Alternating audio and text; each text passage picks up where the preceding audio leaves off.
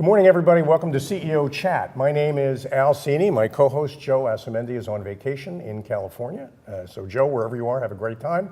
And I'll see you again on CEO Chat in 2 weeks. We're both off next week. My guest today is Jim DeLorenzo. Jim.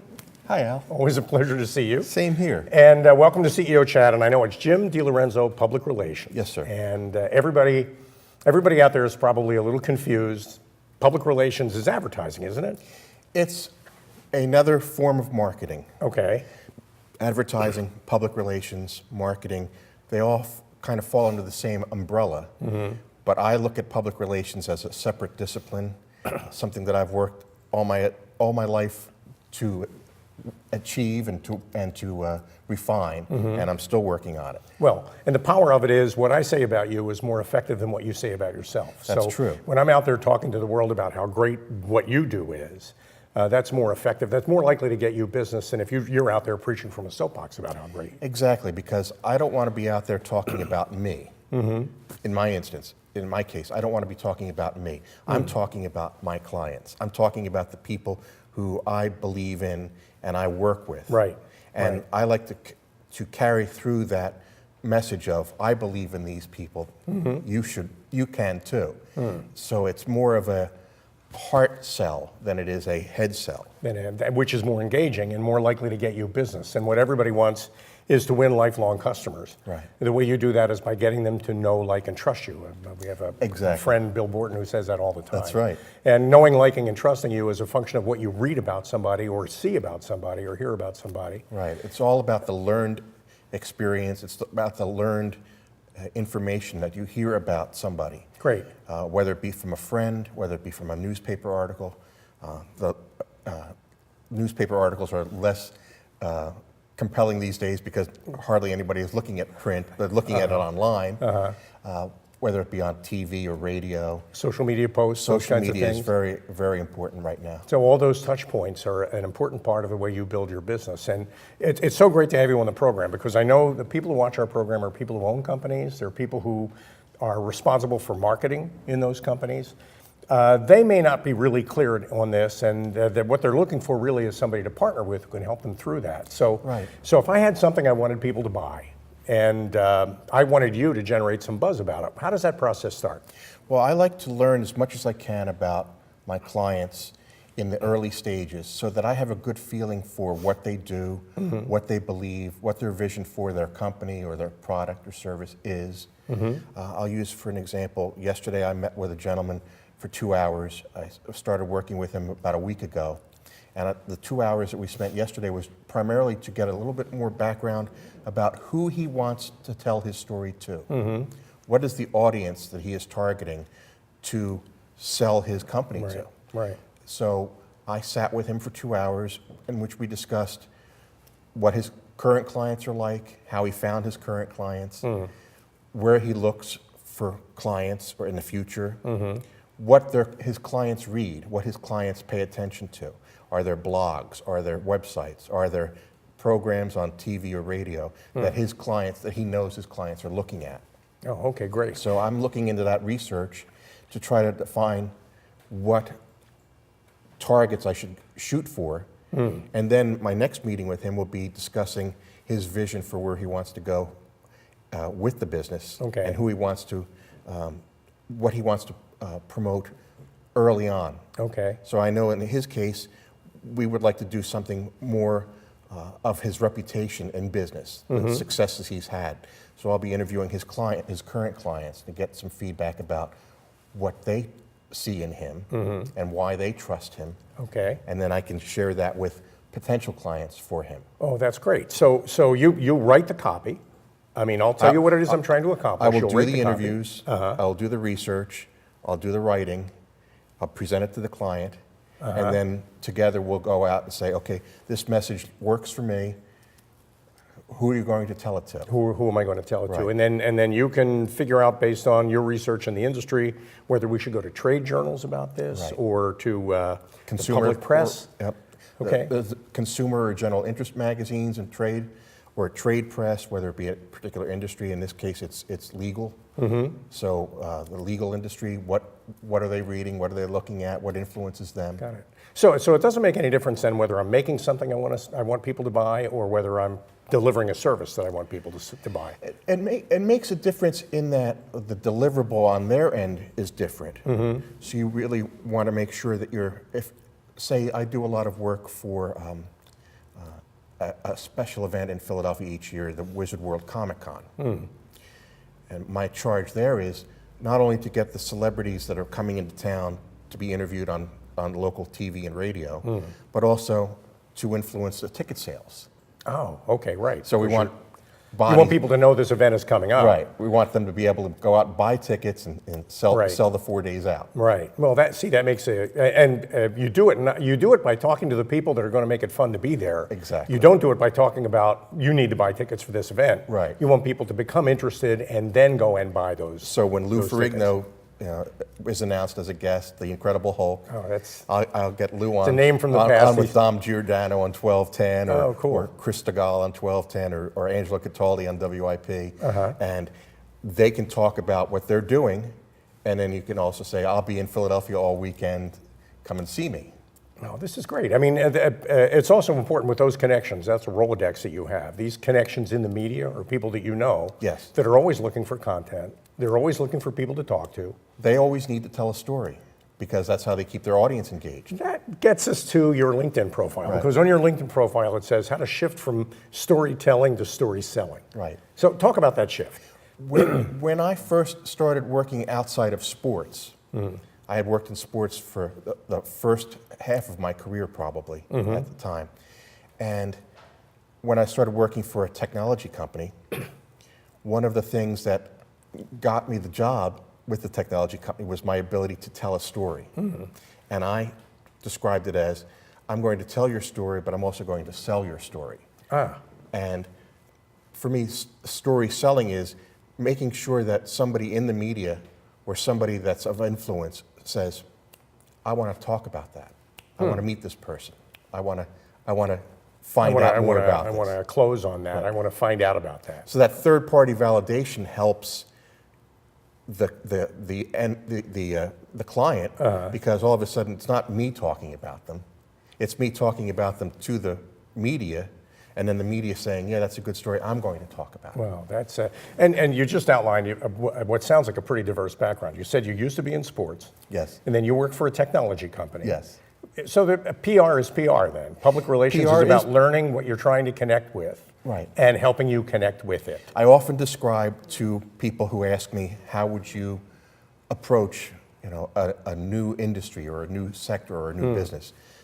I often say that, well, when I was working in the sports information office at Villanova University as an undergrad and then as an assistant, I didn't know anything about field hockey.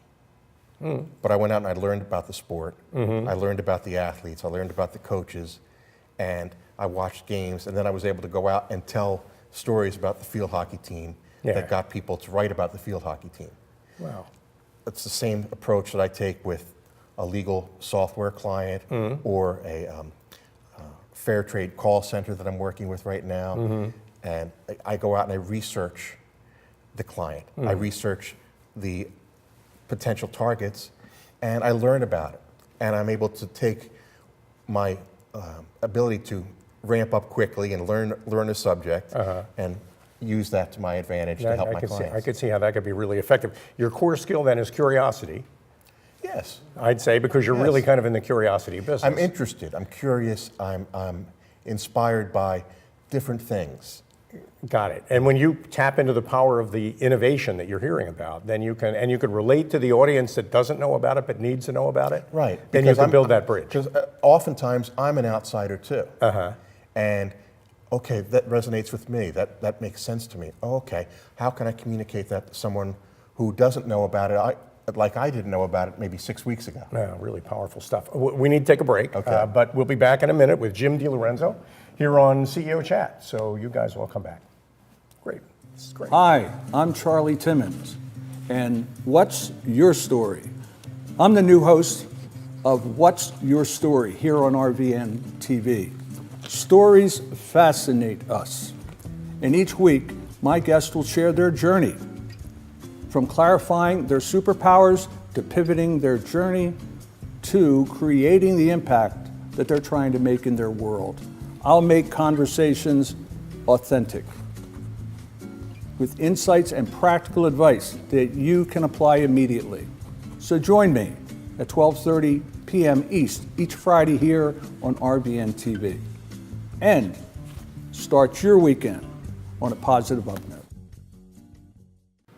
Hi. Welcome back to CEO Chat. My name is Al Cini, and my guest today is Jim DeLorenzo. Jim, welcome back. Thank you, sir.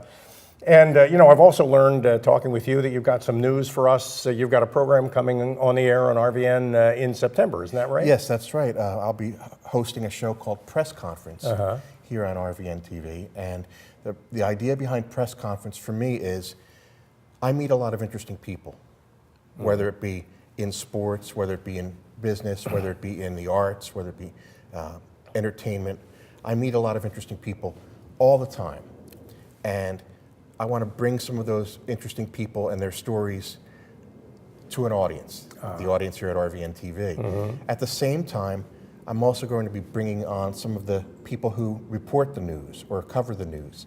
I'd like to interview editors. I want to interview authors. I want to interview writers, and also some people on broadcast TV and radio. Oh, good. So from the Philadelphia region who cover a lot of different stories, and I want to learn how they got into the media, how they cover certain stories, what stories they're working on now, and what interests them. So it's going to be a two-pronged approach. It's going to be people who are making news and people who are reporting. I was just thinking to myself, you're going to be talking to newsmakers and newsbreakers. Yes. And that's actually pretty exciting. That's great. And you say that's starting around mid-September on... I believe we're starting the second week of September. It'll be a great program. And definitely a chance for our audience watching you on a regular basis to get to know you.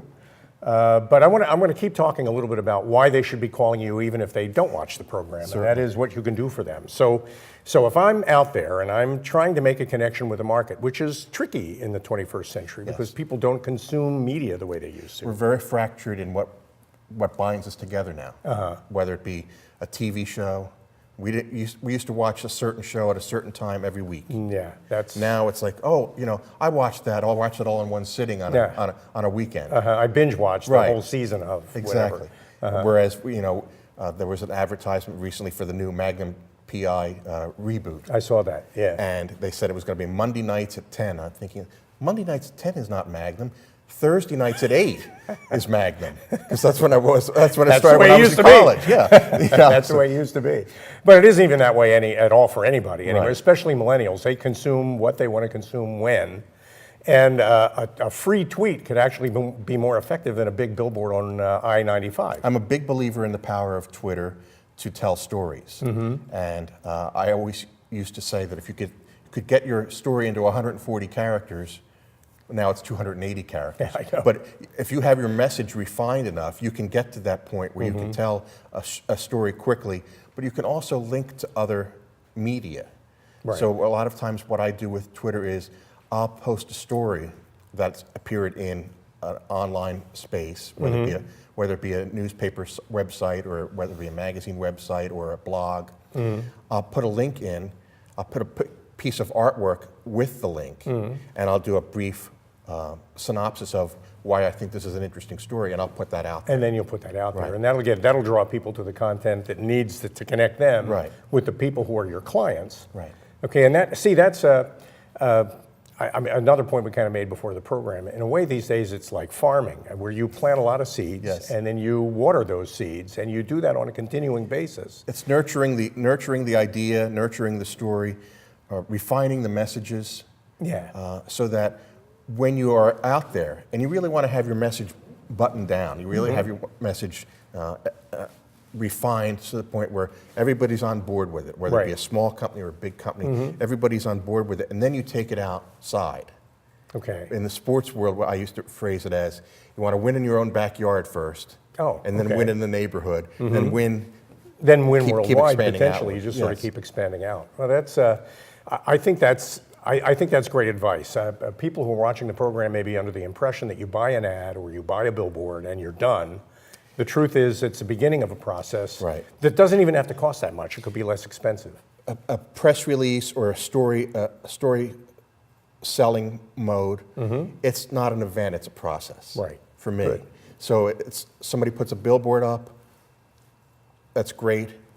What's the message that's supporting what's on the billboard? What are we doing to enhance that presence on a billboard? Where is it? Kind of like a binge watching a season. Right. Episode 3, it sets me up for episode 4. So Right. whatever it is you're creating is going to make me attentive to the next thing you create. And once you develop me as a follower for that content, you've also cultivated me as a client for that customer. Theoretically, yes, and that Okay. works. It works well that way. Yeah. And in a lot of cases, larger companies have a marketing department. Like they may have a public relations operative within.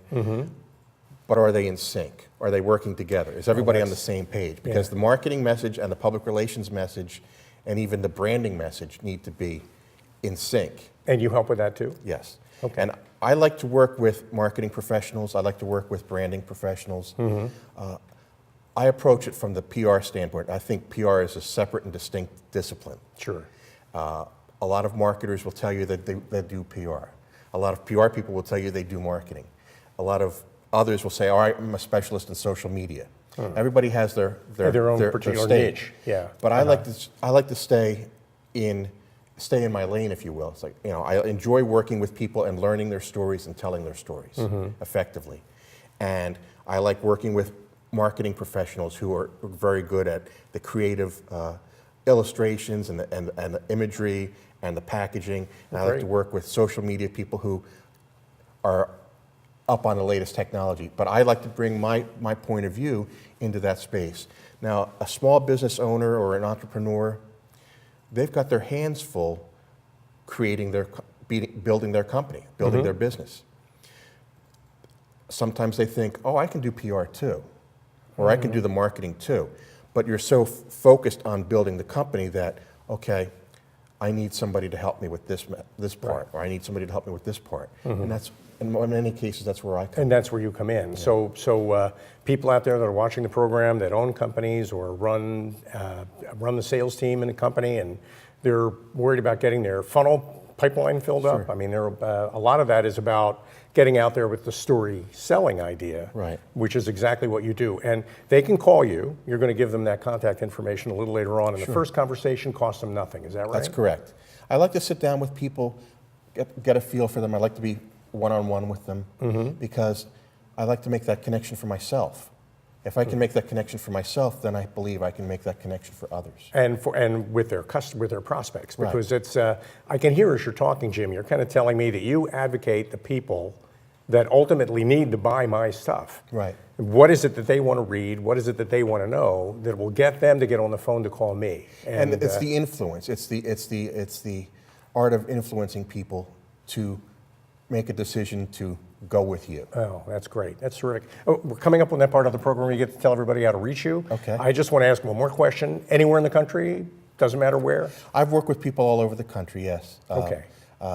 One of my longest lived clients right now is, I've been working with him for 10 years. He splits his time between Seattle and Tampa. Okay. I very rarely see him in person, except through Skype. But you work remotely. But I work and with him you all the Skype with time. him, and that's great. That's terrific. Good. Okay. Great. Talk right into your camera. Tell everybody how to reach Jim DeLorenzo. I can be reached on Twitter at JHD16. I can be reached via email at jim@jhdenterprises.com. And my website is jhdenterprises.com. And if you want to take a chance and give me a holler on the phone, my cell phone is with me at all times, 215-266-5943. Jim DeLorenzo, what a pleasure. Same And here, we'll Al. look forward to seeing your program on RVN in the middle of September. Yes. Press conference. So make sure you watch out for that. And thank all of you for joining us today on CEO Chat. Have a great weekend, and we'll see you again in 2 weeks. New episode, new guest, CEO Chat. Thank you. Thank you.